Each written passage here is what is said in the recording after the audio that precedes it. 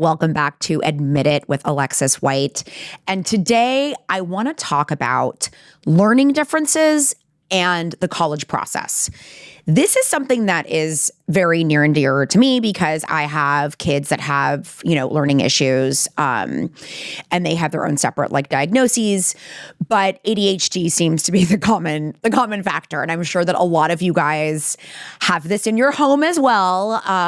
You've got some sort of neuropsych report evaluation for your kid. I'm going to talk a little bit about getting those reports too, if you haven't figured out how to do that, or you've got an IEP or you've got a 504, and you're looking at your kid who might be a 9th grader or a 10th grader or 11th grader, and you're like, how are you going to do college? You've got a lot of support from us or on our end for whatever reason, in whatever capacity. The other aspect of things that I see in my own personal work with clients is parents who are completely sort of delusional about their kids' abilities as far as what they will be able to handle when they get to college and handle the time management aspect of college, getting up in the morning, getting to class, dealing with long-term assignments. So I want to break this down. Now, if you have a kid now who's, let's say, a 10th grader-ish, and that child is undiagnosed, but you've been pretty sure throughout their life that they probably have something. Number one, I want you to go down the road of getting your kid assessed. It's really, really, really important to do now. Because if you are thinking about pursuing the SAT or the ACT, you're going to want your child to have extra time. You cannot get extra time unless you have precedent of support, not just in terms of a neuropsychological evaluation, but you also need to have precedent at school. Like, we've been giving this kid extra time. Usually the school counselor has to sign off for it, or the student support services director. So those things are really critical in setting your kid up for success ultimately through the application process. So if you have that inkling in your mind, there's an attention thing, there's an executive functioning thing.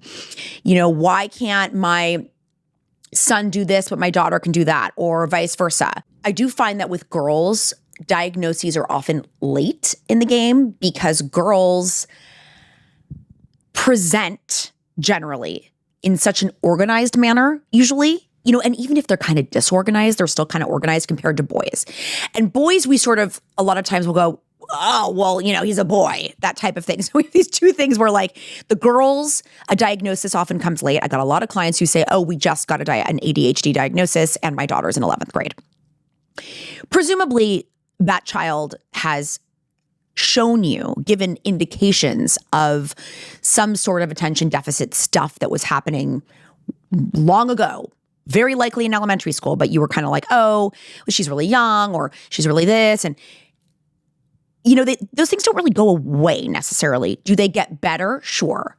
I am speaking from my very personal experience, having two kids who have diagnoses and seeing, one who's in 9th grade who has really gained excellent skills of self-advocacy. He really knows what he needs and when he needs it and when he doesn't need certain things.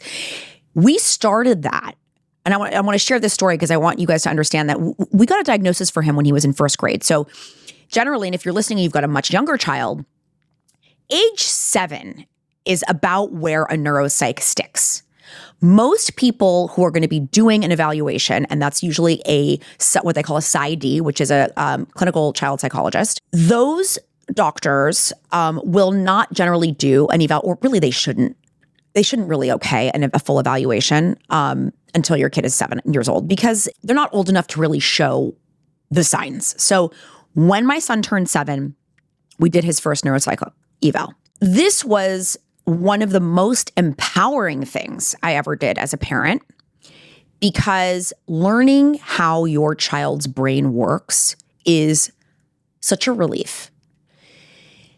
I knew that there were things that he really struggled with that other kids didn't struggle with.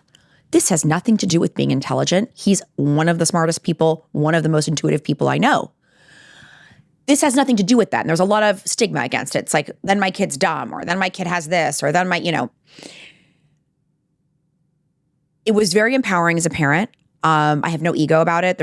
I felt extremely grateful to know this about him so that we could provide him with the skill set and the support that he needed to be as successful as possible. The other thing I think is really important to open up about with this type of thing, and this is why we talk very openly about it as a family. My son will say, I take medication. Like, this is not some dirty secret in our world because it piques people's interest. They'll go, oh, your kid has such and such. Oh, I think maybe my kid does, but like we've never had him tested. Usually when you bring up a conversation like that, something that most people would deem uncomfortable or, again, associated with their own personal ego about intelligence or where my kid is going or what my kid's doing and what not doing, whatever, they're so uncomfortable to even bring it up to friends. So I always, as the person in my position, I always want people to understand that I'm coming from a very honest place with this. And I know it well. So we had him tested. You get that 65-page report. I sit down with the PsyD, who happens to be a colleague who is brilliant, and I adore her. Shout out to Dr. Holly Knight, who's amazing, and she's LA-based. She does the most thorough evaluations, and she just is incredibly connected to the kids and really reads them so well. And she's also a former teacher and former school administrator. So she sees things from a lot of different sides. She sees the kid, she envisions the kid in a school setting and understands. And this is something good for you guys to know. If you are looking for a PsyD and somebody to do testing, and you really want them to give you a very thorough evaluation, one of the things that is really good to ask them is, have you ever been a teacher? Have you ever been an educator yourself? Because they have a window into what this kid might have been like or might be like in the classroom. And that is definitely, they see how that translates, how the attention stuff or whatever it is translates. Anyway, we get this 65-page evaluation. We sit down with Holly for lunch, my husband and I, and she goes through all of these things you may have noticed. She said that Max really struggles with team sports. Now, at the time, he was very, very young. Struggling meaning understanding his place in space, right? Understanding I'm here and the ball is there and the other players are here and there. And we were going, yeah, it's really tricky for him. And she said, until he's about 12, that's going to be a challenge. And at the time he was a swimmer. So, and very often kids who have attention issues, they're really good at track. They're really good at cross country. They're really good at swimming, going in one direction and competing essentially against your own time and not worrying about all the other people in space. It was so incredible to know where his strengths were. And for her to say, you may notice when he approaches homework, this happens. You may notice it. We were like, yeah. Okay, well, this is how his brain works. This is where his working memory is. These are the things he can do very well, and these are the things that he really struggles with. So we adjusted all of our expectations and our understanding in our home life to really cater to what was best for him. And that is a whole cocktail of things. It's not just taking medication, which, I'm always very open about that. Everyone in my family takes some kind of medication. It was the partnership of medication. It's not just medication. And there's a lot of, stigma about throwing medication at problems and whatever. We understand very clearly, and I know as somebody who has anxiety and depression, I take medication for that. You can't just drug the problem. You have to create an infrastructure that works for the kid. My kid needs a lot of sleep. My kid needs to be very physically active. My kid needs to have a healthy diet. And along with the medication and all of that scaffolding, we get the best version of our kids possible. Okay, so I highly encourage you, and we just did it with my younger son, testing at a much later age. So he was 10 at the time, which was also fascinating. I held off because I was like, no, he's okay. And I started seeing these things, the frustration, the anxiety, his stuff kind of presents itself more anxious in certain respects. And I thought, now this is affecting his acquisition of material. And that's where you want to start looking at your kids going, is my kid having an issue acquiring the material, accessing the curriculum? Once we hit that wall, that's when we go, okay, additional support. We got to figure this out. So don't delay. If your kid's on the younger end, go for it. Do it however you can. Now, Private neuropsychological evaluations, those are done by generally a clinician who is on the private end, and that costs private money. Depending on where you are. If you're on the West Coast or the East Coast, you're in New York City or in LA, those fees are very, very high, although there is no real price fixing, so you will find doctors that are much less expensive than other doctors. That aside, you can also go to your public school system, and depending on where you are in the country, public school systems will provide free testing services generally. However, and just to note, a lot of times if the issues aren't severe enough and you have to really I call this, you really got to mama bear this one. So if you are looking into public services, you as a parent, you have to just growl and get in there and get what you need from your system that is taking your tax money for your child. They may deem that a problem isn't serious enough to issue an IEP or a 504. And those are different levels, by the way, of accommodations. 504 is just under an IEP. And my kids have neither of those because we have the private neuropsych eval and they're in private school. So we didn't really need those things. I may pursue that later at some point. Anyway, you have a few different ways to go about it. There's kind of the free route. There's the more expensive route. There's somewhere in the middle. But do your due diligence and the work now so that you can get your kid extra time if they need it. And they may need extra time in school too. I would have benefited so much from this. I absolutely had ADHD growing up. I'm sure I have adult ADHD, although I've been able to really manage a lot of those issues. So in my own way, when certain things present themselves as anxious and whatever, I know how to, through therapy and my own support, I've learned how to figure that out for myself.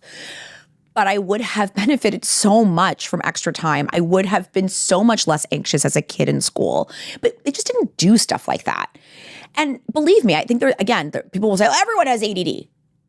No, everyone does not have ADD.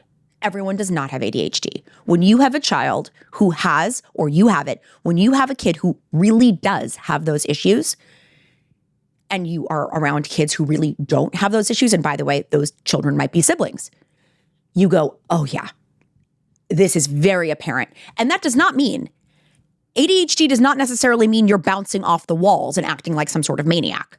That can be a version of it, but it presents itself in multiple versions. A person who has ADHD might at times present themselves as an extremely focused person, but they're very focused on one thing at a time. And they get easily distracted or they're so myopic about something that they're that way all the time and they can't get out of that thing. So you'll see it in a lot of different ways. Do your own research, but I'm bringing this up because if you have a kid who has a diagnosis, okay, let's assume you've done the due diligence, you've gotten the diagnosis, you have the paperwork, you have the 504, you have the IEP, and you're thinking about college. There is no reason that you should think that your kid is going to all of a sudden be able to fly on their own with no support when they have had a ton of scaffolding in high school. Tutors, ed therapy, extra time, whatever the things may be. You can't just send them off and be like, bye, hope it works out for you. College presents so many other challenges along that road, apart from just the academic piece of things. We have the lifestyle piece of things that is really crazy. And I talk about this all the time. It's like the getting up in the morning, the going out late at night, the getting to class, the managing long-term assignments, which people who have learning issues have a very hard time navigating. When you're not under the microscope of administrators and teachers on the daily going, did you get this assignment done? Did you this? Did you that? Being able to track your grades every 2 seconds, all the things that we have for our kids now, they go off to college and they get kind of thrown to the wolves, especially if they're at a large school. If your kid needs support, you need to be very intentional about the schools that you are picking. Be very careful about prestige being the thing that looms large in your mind.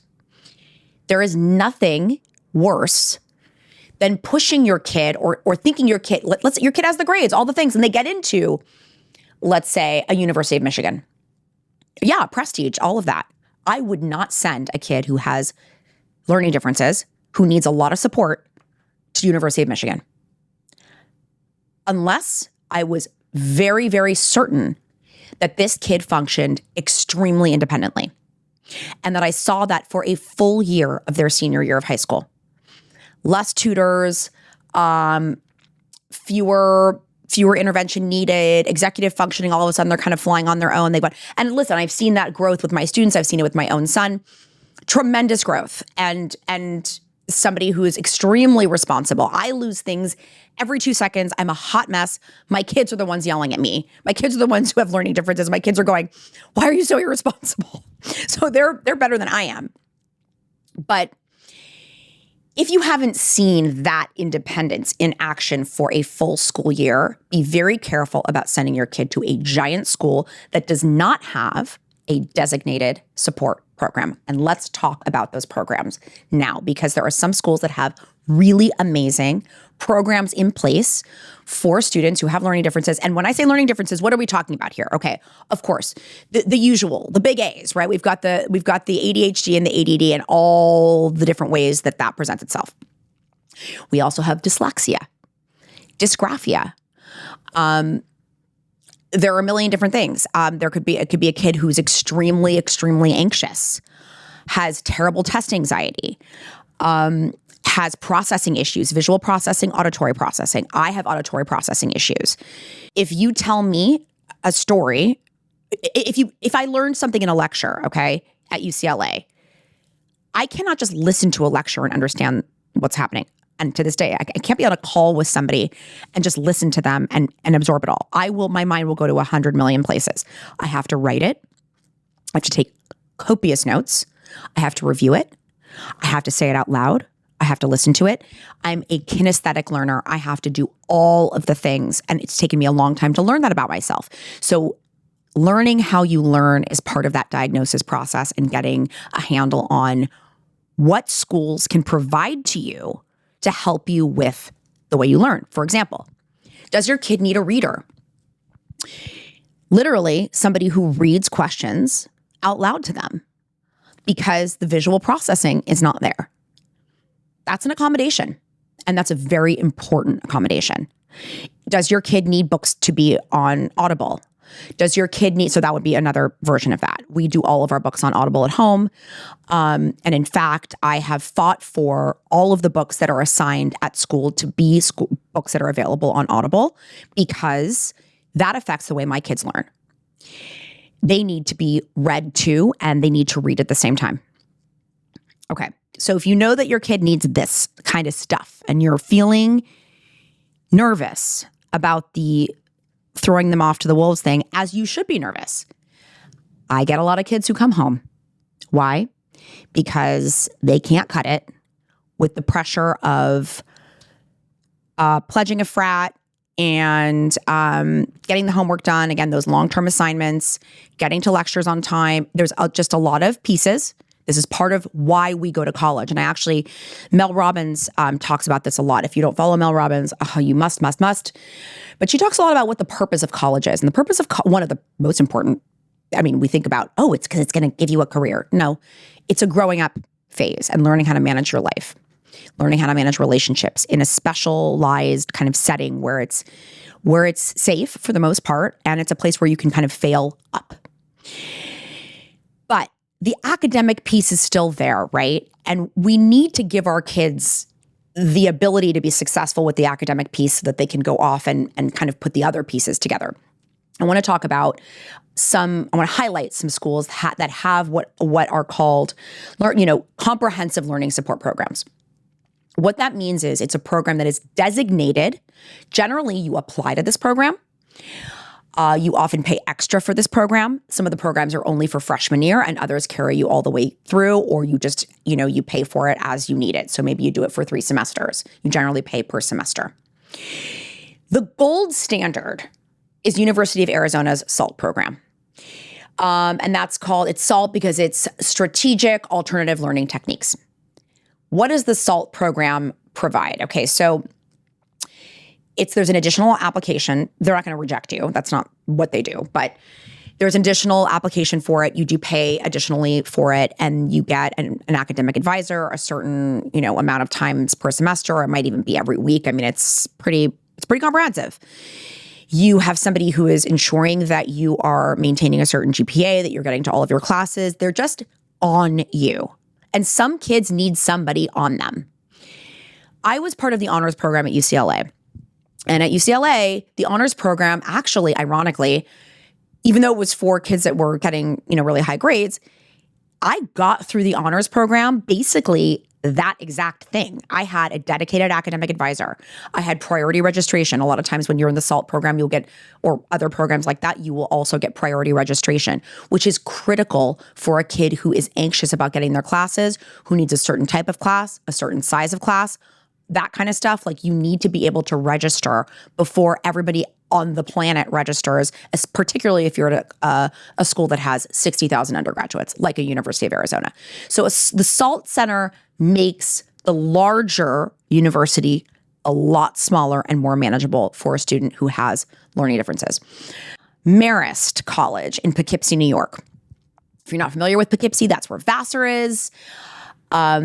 It's a great location. You're pretty close to New York City, a train ride away. It's a beautiful, beautiful college. And it's actually technically not Marist College anymore. They're calling themselves Marist University because their programs have been built out so much. They really are considering themselves to be a university and not a small college anymore, which is really, really cool.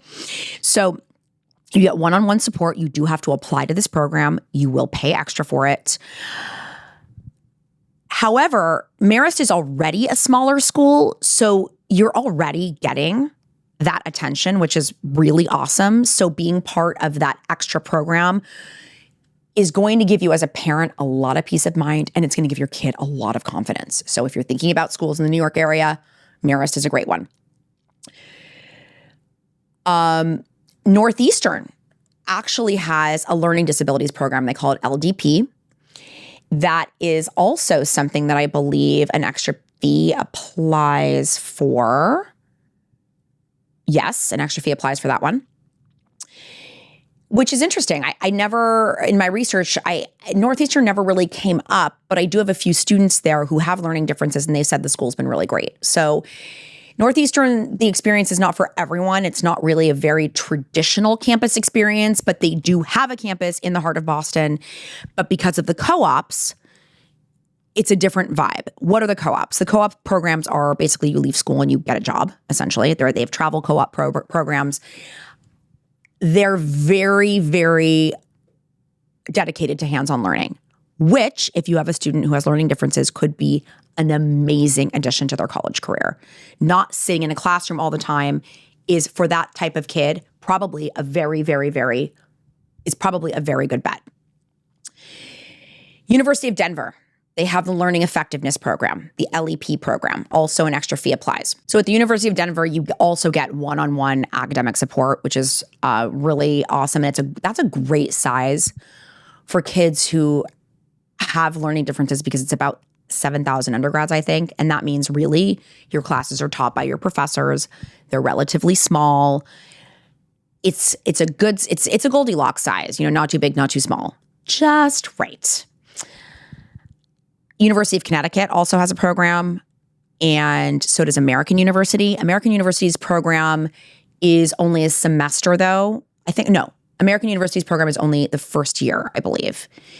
So look into University of Connecticut, look into American University, also look into, I have had a few students at Chapman, actually, here in California, in Southern California.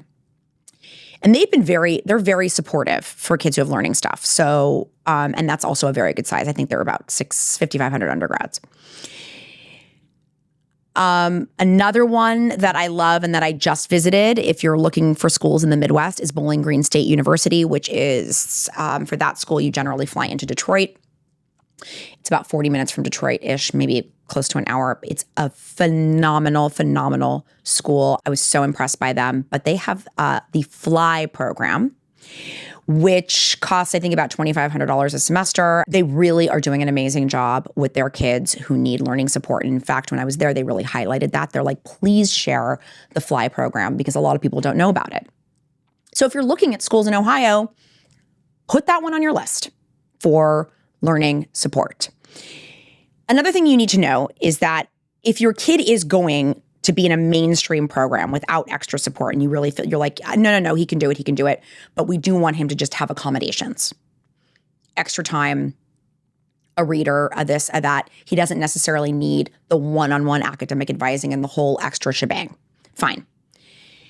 When your kid goes to school and requests those accommodations, which they can absolutely get through usually student support services, disability services, they don't need to be part of a dedicated learning support program to get those things. They have to bring their paperwork, their IEP, their 504, their neuropsych eval. They, as in the student. You, as a parent or whoever's listening, mom and dad or whoever is in charge, a guardian, cannot baby them and bring the paperwork for them. The kid has to advocate for themselves. And I want you to put this in your mind now because, and one of the things I've really instilled in my kids is the self-advocacy piece. What do you need? Do you need frequent breaks? Do you need to go outside? Do you need to take a test in the testing center? Do you need extra time? Know what you need. It's empowering. It feels really good. I can say, I'm somebody like, I could never study late at night. Once 10 o'clock hits, I'm brain dead.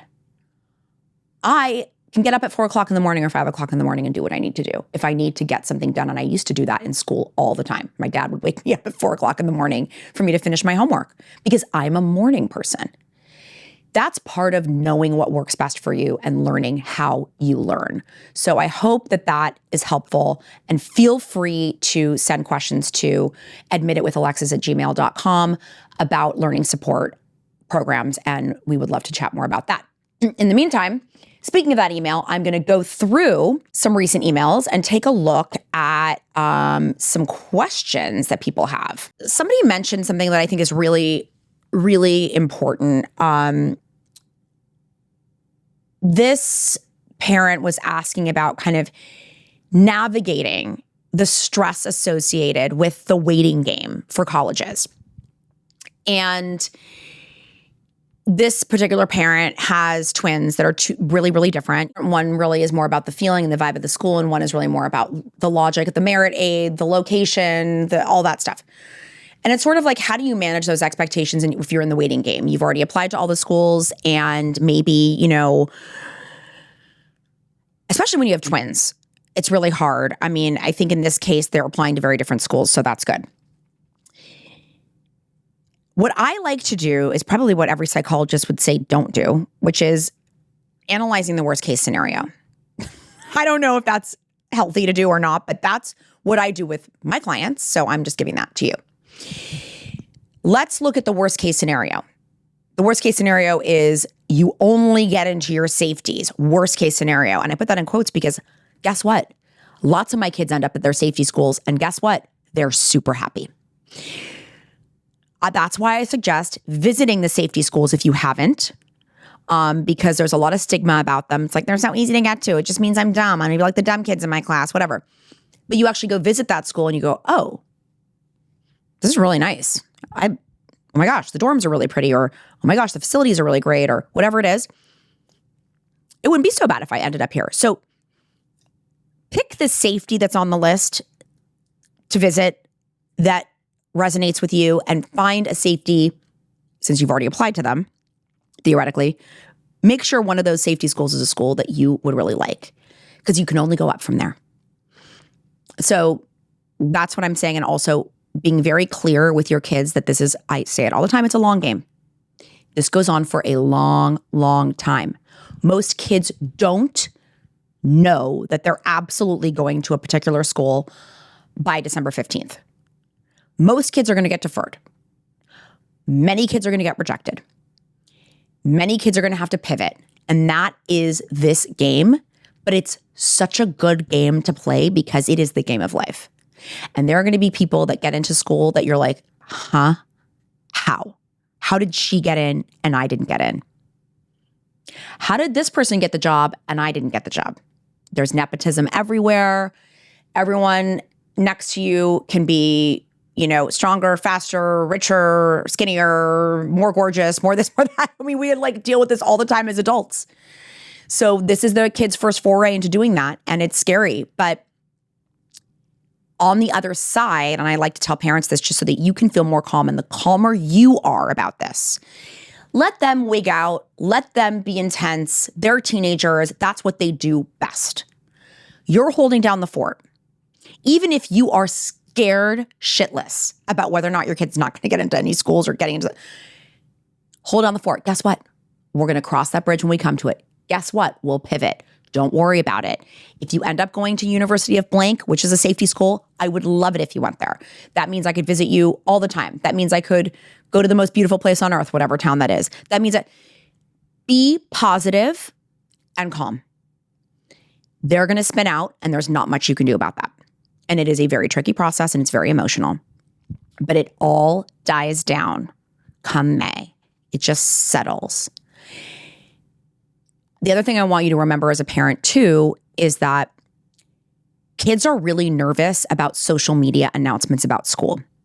This was something we never had growing up, so we never had to worry. I mean, the biggest thing was like people would show up on senior day in the sweatshirt for the school that they were going to, which I always felt was, even when I was in high school, I always felt that was kind of weird. Like, what if you're going to community college? What if you're taking a gap year? What if you end up switching schools because you get off the wait list? I mean, there's like a lot of circumstances, so it's just kind of strange.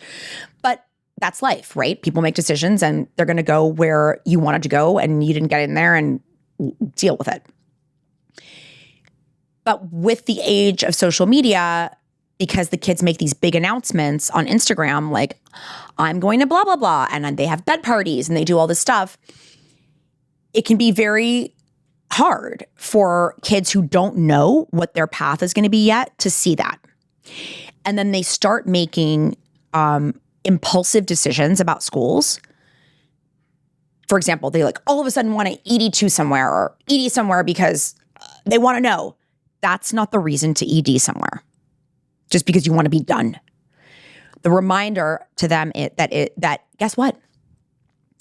You announced on Instagram that you're going to CU Boulder, and then you got off the wait list at Wisconsin and you want to go to Wisconsin. Everyone will be happy for you. You can do an Instagram post and saying, guess what? Pivoting, now going to University of Wisconsin, from Boulder to Wisconsin, and I already had a roommate, and that's crazy, but now look at me.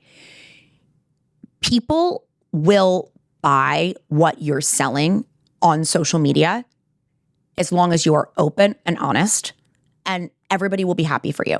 There is nothing wrong with changing it. And I have so many kids that'll say like, but I already, like, this is crazy. Everybody already thinks I'm going to blank.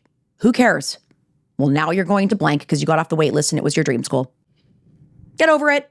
If we can lean into the realities of the process, as always, and going back to the learning issues, like leaning into the reality of who your kid is, where they're going to be most successful, how they're going to be most successful, and continuing to help scaffold that until you really see very independent behavior, leaning into who your kid is in this process of the waiting game, letting them spin out, and you just stay in control, and remembering though that they're growing up in a very different world than we are. And they are making decisions sometimes based on a public persona that they've created. And it's pretty wild, but we have to be understanding about the psychological implications of that for them.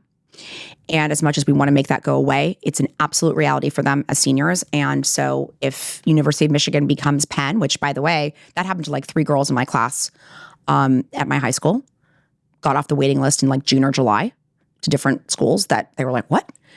If we had had social media, they would have been wigging out. But thank God we didn't. Anyway, that is all for today on Admit It with Alexis White. I can't wait to see you guys next time. And please, please, please email admititwithalexis@gmail.com to bring up anything you want me to talk about on the podcast, any questions that you have, and we will get to them in our Q&As. Thanks for tuning in to Admit It with Alexis White. If you're working on your college applications and want guidance every step of the way, visit alexiscollegeexpert.com to find resources and support tailored for you. For even more tips, stories, and college insights, make sure to follow me on TikTok and Instagram @collegeexpert. Until next time, good luck, and remember, you don't have to do this alone.